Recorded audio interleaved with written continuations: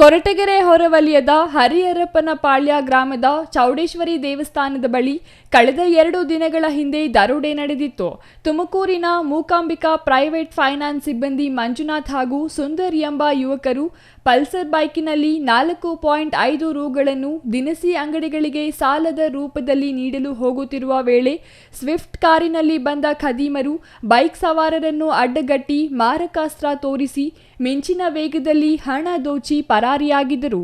ಮೂಕಾಂಬಿಕಾ ಫೈನಾನ್ಸ್ನಲ್ಲಿ ಕೆಲಸ ಮಾಡುತ್ತಿದ್ದ ಮಂಜುನಾಥ್ ಎಂಬ ವ್ಯಕ್ತಿ ತನ್ನ ಸಹೋದರ ವೆಂಕಟಪ್ಪನಿಗೆ ಹಣ ಇರುವ ಬಗ್ಗೆ ಮಾಹಿತಿ ನೀಡಿ ಹೆದರಿಸಿ ಹಣ ದೋಚುವಂತೆ ಸೂಚನೆ ಕೊಟ್ಟಿದ್ದಾನೆ.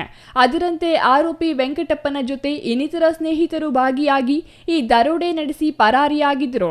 ನಂತರ ಸಿಬ್ಬಂದಿ ಮಂಜುನಾಥ್ ಠಾಣೆಗೆ ಬಂದು ದೂರು ನೀಡಿದ್ದಾರೆ. ದೂರು ದಾಖಲಿಸಿಕೊಂಡ ಪೊಲೀಸರು ವಿಚಾರಣೆ ಮಾಡಿದಾಗ ಸಿಬ್ಬಂದಿ ಮಂಜುನಾಥ್ನ ಅಸಲಿ ಮುಖ ಬಯಲಾಗಿದೆ. ಆರೋಪಿ ಮಂಜುನಾಥ್ ಸೇರಿದಂತೆ 7 ಮಂದಿಯನ್ನು ಬಂಧಿಸುವಲ್ಲಿ ಪೊಲೀಸರು ಯಶಸ್ವಿಯಾಗಿದ್ದಾರೆ. Satish, CTV news, Koratagere.